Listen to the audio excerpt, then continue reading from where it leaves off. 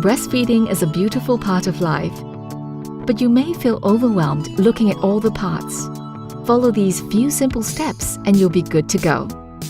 Before use, wash and sterilize the breast pump first. To disassemble, remove the bottle from the bottle stand. Separate the flange from the main body and the Comfort Properit flange from the flange.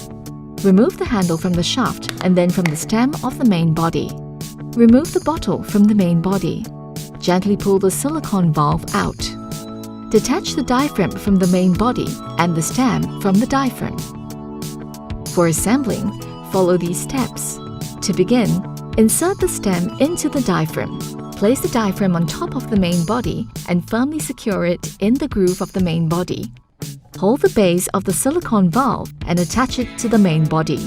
Screw the main body onto the bottle.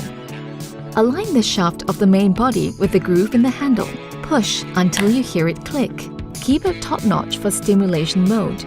Press the push part at the tip of the handle for expression mode. Attach the Comfort Properit flange cover to the flange and attach them to the main body. Press the bottle into the bottle stand. The Manual Breast Pump by Pigeon.